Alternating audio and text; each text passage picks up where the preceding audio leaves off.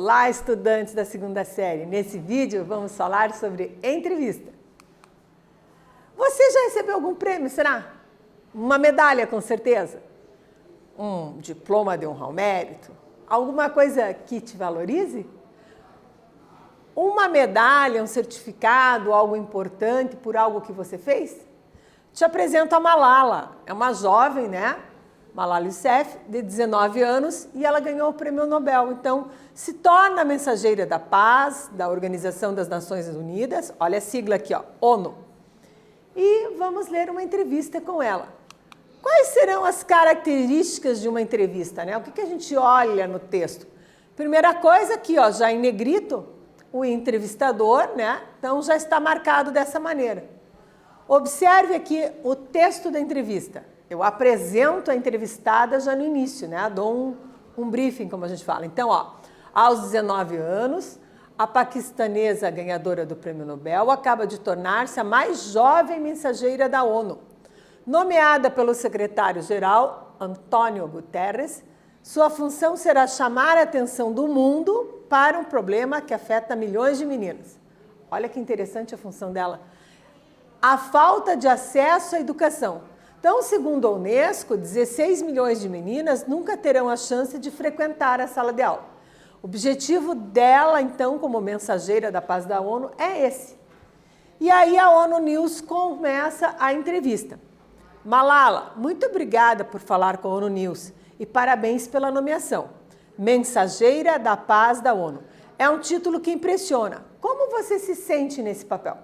Perceba, faz uma introdução de quem é a Malala e já começa com a pergunta. Então, para isso, eu utilizo aqui ó, o discurso direto, vou transcrevendo. Quais são as características do discurso direto? Então, o discurso direto, ele dá ipsis literis, ou seja, exatamente igual ao que o interlocutor falou. Então, quando está marcado por aspas, né? E a gente já tem essa expressão entre aspas, né? Significa que é exatamente como a pessoa disse. E também tem os verbos de locução ou verbos de sende. Ele disse, ele falou. O objetivo desse tipo de discurso é o qual? Apresentar autenticidade, espontaneidade. Desse modo, o interlocutor, que pergunta na entrevista, se distancia do discurso e não se responsabiliza pelo que é dito. Então, são palavras do entrevistado, não são minhas. Percebe a diferença? Faz-se uso de travessão, dois pontos e aspas.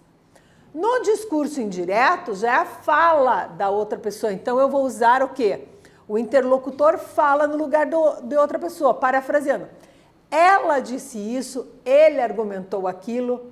Então, o discurso estará sempre na terceira pessoa. Na utilização de travessão e outros sinais, uma vez que a maioria das vezes as orações são o quê? Subordinadas. Então, o verbo mais o conectivo. Há ainda um terceiro tipo de discurso, que é o discurso indireto livre, que você vai estudar futuramente. Entrevista. O que é fundamental numa entrevista? O que precisa ter na entrevista? Então, a difusão e a construção do conhecimento social, esse é o objetivo da entrevista, né? Compartilhamento de ações, pensamentos, decisões de pessoas, por exemplo, ó, que nem a Malala, célebre, né, uma pessoa compassiva. O conteúdo deve ser como? Fidedigno e responsável, tá? Então, ele tem que educar, informar a população corretamente. Sugestões de leitura para você. O próprio livro da Malala, ali ó, a capa, coloquei a imagem para você observar, eu sou Malala. E aqui a entrevista completa que estamos abordando. Então, você sempre tem que fazer o quê? Checar a referência. Eu coloco a referência aqui, você checa a referência aí, ó. news.org PT Story. Então, tá toda aqui a entrevista dela. Numa entrevista, a gente observa o quê? A importância de difundir a ideia, o pensamento daquela pessoa enquanto influenciador. Nesse vídeo, falamos sobre entrevista.